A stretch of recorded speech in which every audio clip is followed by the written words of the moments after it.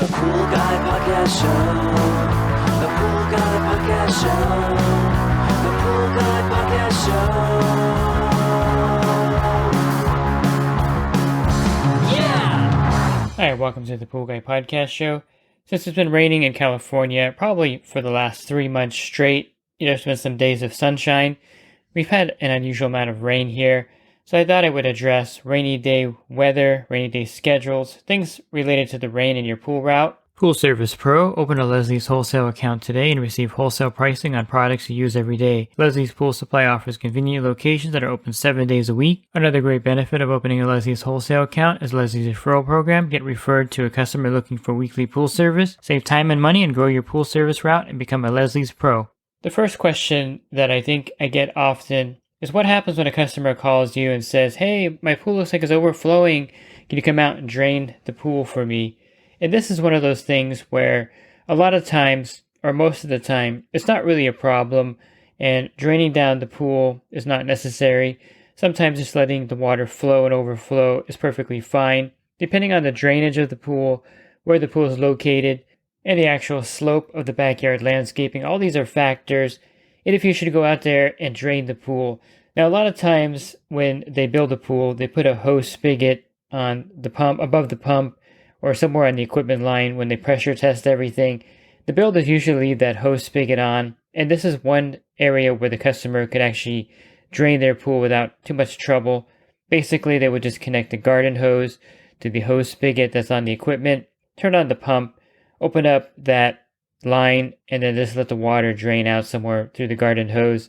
Hopefully they remember to turn it off, and it won't work unless the pump is running. So you have to really explain this in detail to the customer. Tell them that they need to attach a garden hose to the hose bib or spigot out there by their equipment. Go ahead and turn on their pump and go ahead and put the hose draining somewhere. And it'll drain pretty rapidly. I mean, not amazingly fast, but just at the rate of a garden hose, kind of like when you're filling the pool. So they have to be careful not to overdo it. When it's not raining, I definitely recommend you going out there and showing the customer this process. A lot of times I'll leave a garden hose attached to it so the customer can easily just turn that on when the pump is running and drain the pool down.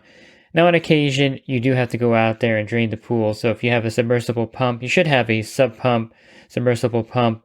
And this is used for acid washes, draining pools. And it's also good during the rain to drain a pool down. And you can just set this on the first step, turn it on, and drain some water down. And it would be considered an emergency visit, so you charge the customer for that, of course.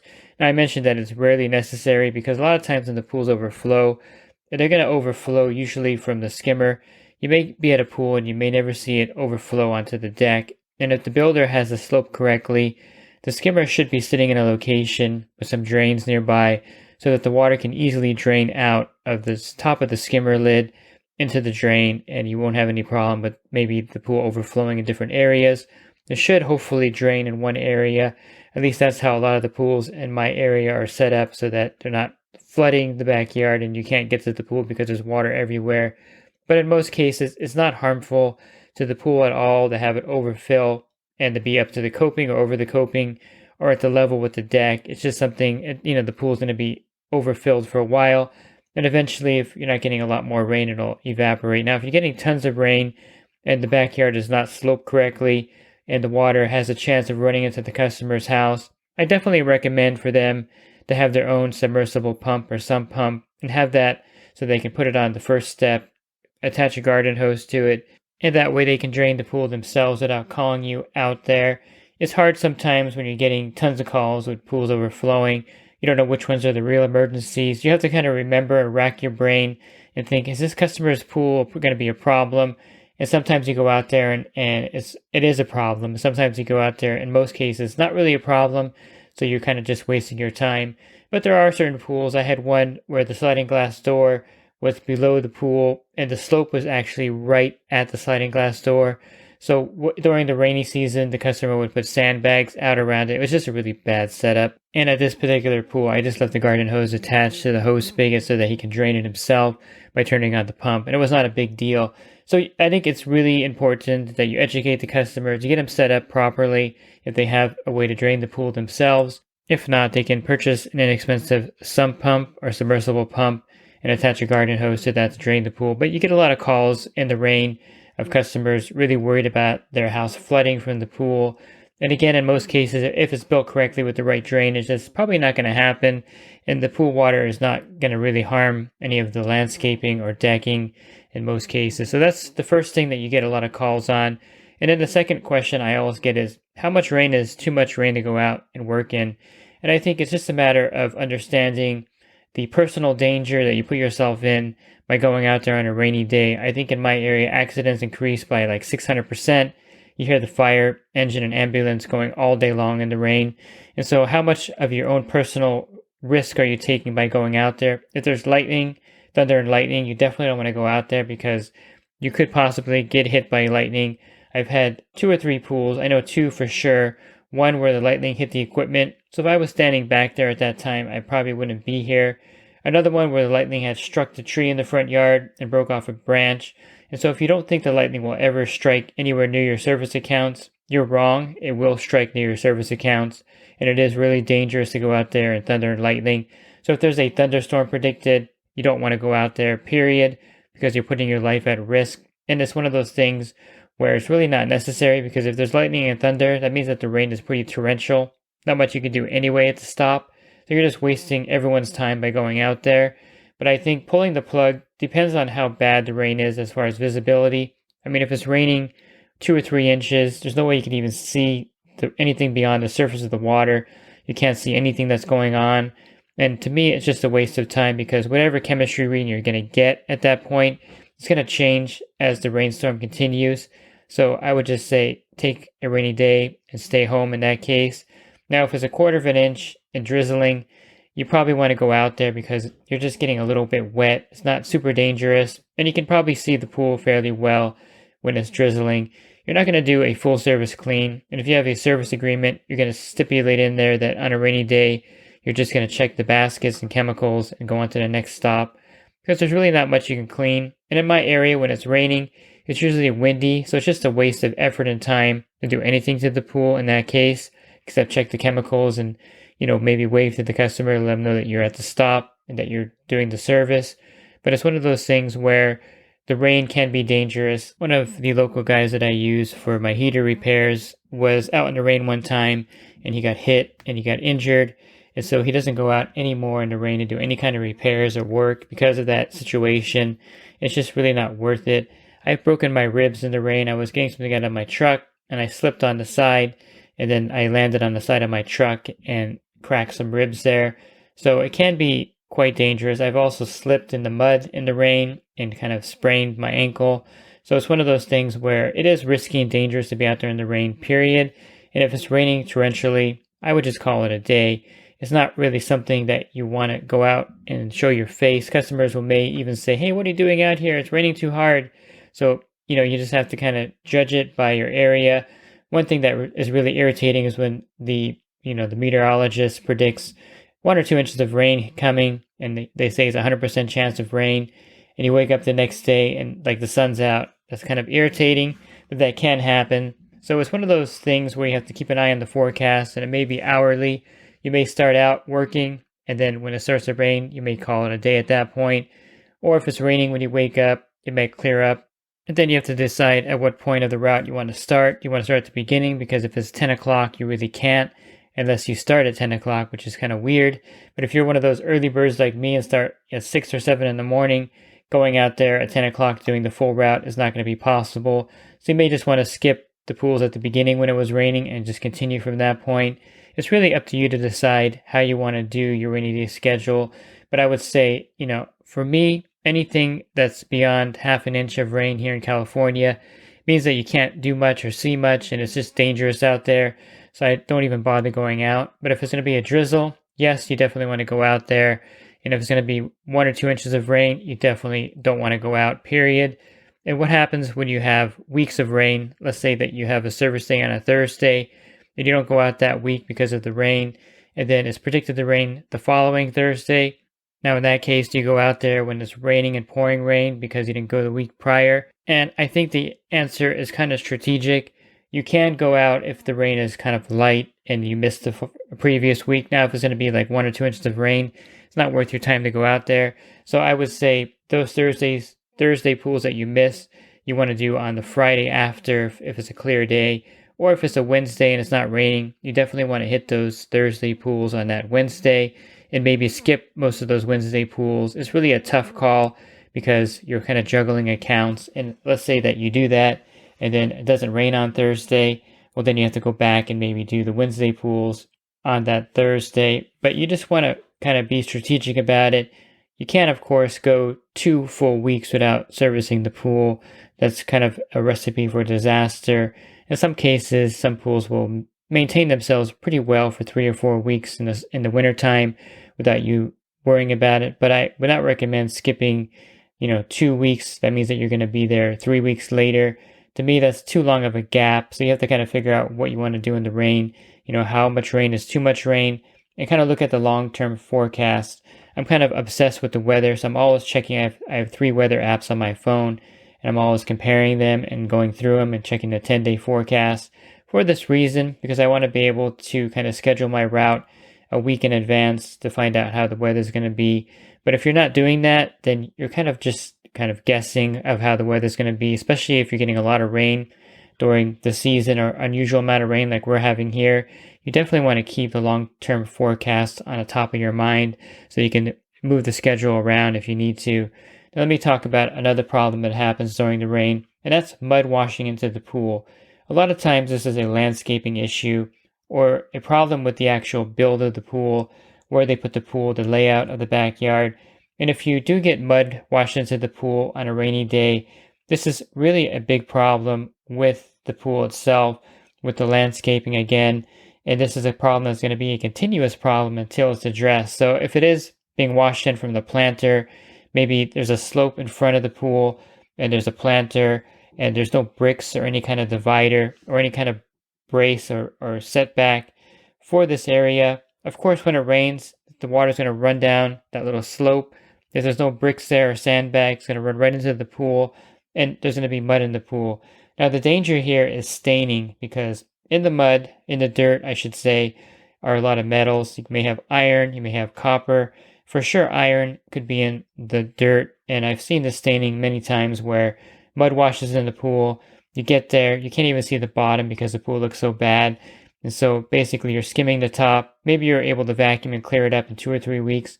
But once you do that, you'll notice a lot of staining on the bottom from where the dirt was sitting. And that staining may not be able to be removed without draining and acid washing the pool. So it's really important to bring this up to your client and let them know that if their planter does have a tendency to let mud get into the pool, that they should address it right away to prevent staining of the pool. Of course, it's a really messy and it's a big cleanup project for you to clean up a mud pool. That's going to cost some money because your time is valuable and you're going to probably be spending more time there vacuuming it, maybe with a portable vacuum, maybe doing something with the filter as far as cleaning it or replacing the elements because it's just got too muddy. Whatever the case may be, the best thing you can do about a mud pool is to prevent it from happening in the first place. And that is, again, a landscaping issue, and you can pretty much spot it. Or if you haven't looked at the pools carefully before the rainstorms, you're going to have a mud pool eventually at that account. And then you can address the problem after the fact, which is probably not the best, but you won't know until it happens in some cases. But if it does happen, you definitely want to get with your client and have them talk to a landscaper about shoring up that area. And usually it's an area that's kind of sloping towards the pool where there's a planter, where there's a lot of dirt. And this is where the mud will wash in. There's many things they can do. They can reinforce it by raising that area up, maybe by another foot, maybe a foot and a half, or doing something with the dirt so that it's not going to run off, gravel, whatever needs to be done at that point to prevent the dirt from getting into the pool. And sometimes sandbags are a good temporary barrier when you see an area that's going to potentially run into the pool. Sometimes after the fact, if you had a really rainy week and a lot of mud washed into the pool, then you definitely want to have the homeowner put sandbags down to prevent that from happening the following rainstorm until they can get the landscaper out there to fix the problem. Again, it's a pretty common problem, especially in my area, where a lot of pools have a lot of landscaping around it. There's not too many pools here which is all cement, which are nice, but there aren't too many of those here. So the landscaping definitely can be an issue, and you want to address that. So mud is something that happens with torrential rain. and it's a big problem. I mentioned that it's windy here when it rains, and so the pools are pretty messy, and so you want to maybe take a windy day schedule or use your windy day schedule when it's raining. So you're going to be cleaning the following week, you're going to be getting the top cleaned up, getting all the leaves off, and then you're going to be vacuuming the bottom of the pool maybe the following week, depending on how windy it was. One thing you're going to notice, and this is something that's in my area at least, is that there's going to be a lot of worms in the pool. And this is something, it's kind of like something that happens in heavy rain if the ground gets saturated. I guess scientifically the worms can't survive in the dirt that's got moisture in it, so they come out and they crawl away looking for a dry area. And then, of course, they crawl right into the pool and drown at the bottom. And so you may have a pool that's just covered with worms on the bottom. And that's just because the ground gets so saturated that they naturally just come out of the dirt because of that. And then they crawl somewhere. And invariably, they end up at the bottom of the pool. It's pretty gross. And one of the things that I think is the worst part about it is the smell of the worms when you vacuum out after they've been in there for a week. To me, the stench of their bodies is kind of overwhelming, especially if you're using a canister and you got to empty out the canister and they're all stuck in there. It's pretty gross, and it's one of those things that is just one of the things you have to deal with in pool service, especially in the rain, in an area where there's grass around the pool. You're going to get the worms going in there. Even when there's no grass, if there's any kind of dirt around the pool, chances are you're going to have a worm invasion in that pool. So I call it worm Armageddon sometimes. It's so bad that you're filling up containers with dead worms, scooping them out with your leaf rake. The canisters are full, and definitely you want to use a leaf canister when you're vacuuming up a worm pool, because they'll definitely clog up the pump basket with their bodies. But you might even get 1 or 2 phone calls from a customer saying, hey, the pool's full of worms, I need you to get over here and get them out. And there's really no harm with the worms on the bottom. They may leave some partial staining once in a while once you get them out, but it'll go away, of course. It's just one of those things that happens in the rain in my area, at least. And then last, I think the chemistry of the pool is somewhat important to note. In the wintertime, it's nothing really crucial in my area because the chlorine holds really well in the pool. However, if you do get a tremendous amount of rain and you have a very long rainy season, there are chances for the pool to zero out and you have to add chlorine to the pool. But in most cases, the pool should stay fairly well. Algae doesn't really grow in cold water, so it's not going to be a problem if the chlorine level zeroes out for a week. In most cases, the pool will be fine. But of course, you want to add chlorine when necessary. And so after the rainstorm's over, you want to test the pool and make sure that you bring the chlorine level back up. One question I get sometimes is, hey, should I shock my pool? I know there's a big storm coming in. We're going to get 2 or 3 inches of water. And usually my pool, starts to turn a little bit, gets cloudy. So should I shock the pool before the rainstorm gets here? And my answer usually is no, because sometimes the rain will miss. And then you have a pool that's super chlorinated for really no good reason. I think recovering a pool after the rain, except for a pool that has mud in it, is not an issue. And so shocking a pool or shocking the pools on your route before the rain hits is not something that you want to do. Now you may want to add extra chlorine to the pools in case you're going to miss that following week because maybe there's rain predicted a week in advance and you know that you're going to miss that scheduled stop. And so you want to make sure that you have enough chlorine to hold for at least 2 weeks. And so that's when I would recommend adding more chlorine to the pool. If you're there on a Friday, let's say, and then the following Friday, it looks like there's going to be a pretty big rainstorm coming in. Again, it's hard to predict it a week out, especially if you live near the ocean, like over here in California, where things change rapidly. But if you have a fairly good idea that it's going to rain the following Friday, hard enough where you're not going to go out there, then by all means, add extra chemicals to that pool on the Friday prior to that. And that way, at least you have that added insurance in case you don't make it there. Now, if you make it there, it's not a huge deal because then the chlorine is a little bit higher, but it's something that you're going to have to take the chance with sometimes. If you want to predict the weather and actually chlorinate the pool ahead of time, you can do that in some cases. But in most cases, I don't recommend that because sometimes the rain won't hit. It's only if you know pretty much for sure that you're not going to make it out there because of the weather. Another thing also is that the rain is going to eventually dilute the chemicals in the pool. So it's going to dilute the cyanuric acid. I know it doesn't evaporate out of the pool, nor does the salt evaporate out of the pool. But with a lot of rain, it's going to dilute the water at least. And so you may have to add more cyanuric acid at the beginning of the season. You definitely will probably have to add more salt to the pool at the beginning of the season. So keep an eye on that as the season approaches after the rainstorm ends. Definitely you want to make sure that you have the proper cyanuric acid level and the proper level of salt if you have a saltwater pool. I think bottom line, just kind of play the rainy day schedule in your area by ear, depending on how much rain you get. Have kind of set parameters of when you don't want to go out, thunder and lightning, of course, the amount of rain, and kind of set things up so that if you do skip a pool 1 week and rain's predicted the following week, you want to make sure you hit that pool either with just a chemical stop or some way to get there by moving days around. The rain can be tricky, especially if you get rain constantly like we've had here for the last 3 months. And it's something that you have to deal with as part of doing pool service. Of course, you deal with the elements. But as long as you have a plan, I think you'll be able to handle the rainy season in your area, no problem. If you're looking for other podcasts that I recorded, you go to my website, swimmingpoollearning.com. On the banner, click on the podcast icon. That'll take you to a drop-down menu of other podcasts I recorded. And if you're interested in the coaching program, you can learn more at poolguycoaching.com.